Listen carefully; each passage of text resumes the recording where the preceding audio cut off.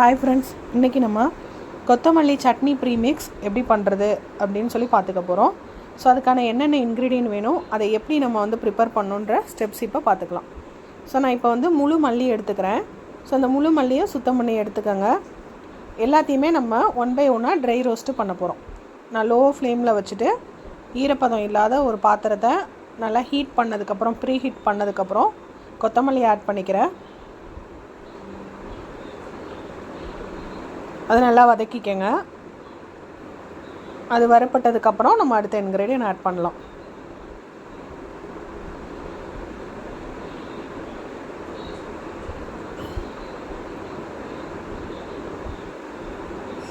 எல்லாத்தையும் தனித்தனியாக தான் வறுக்கணும், ஒன்றா வறுக்கக்கூடாது.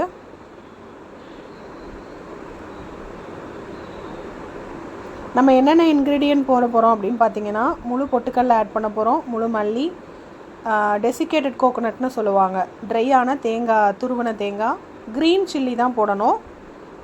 இது சிகப்பு கலரு, அந்த பச்சை மிளகா, அந்த மிளகாலேயே சிகப்பு கலர் இருக்கும்ல, வர மிளகா சொல்லுவோம்ல, அது போடக்கூடாது. அடுத்தது வந்து பெருங்காயத்தூள் போடுவோம். புளிப்புக்காக வந்துட்டு ட்ரை பண்ணி பவுடரான புளி பவுடர் இருக்குல்ல, அதை ஆட் பண்ணிக்குவோம். ஓகே,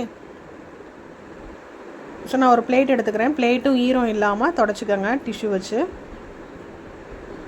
ஸோ நம்மளோட ஃபஸ்ட்டு வந்து மல்லி நல்லா வறுத்துட்டோம். ஸோ அதை நான் பிளேட்டில் கொட்டிக்கிறேன். நெக்ஸ்ட்டு வந்து முழு பொட்டுக்கடலை எடுத்துக்கலாம்.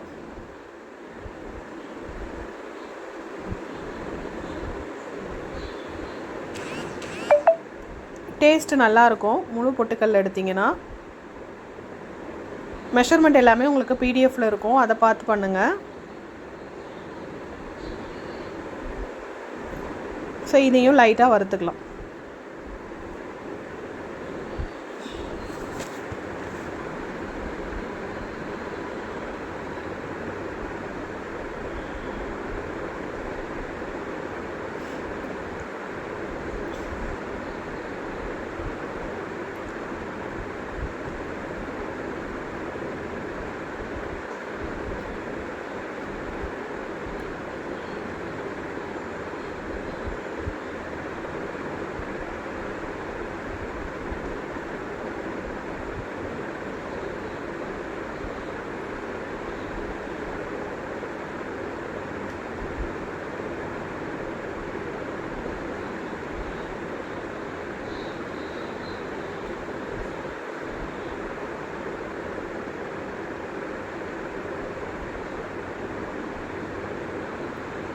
நெக்ஸ்ட் வந்து நான் கருவேப்பிலை அண்டு காஞ்ச பச்சை மிளகா, நான் பச்சை மிளகா ஒரு 2-3 நாளைக்கு முன்னாடியே காய வச்சுருக்கேன்.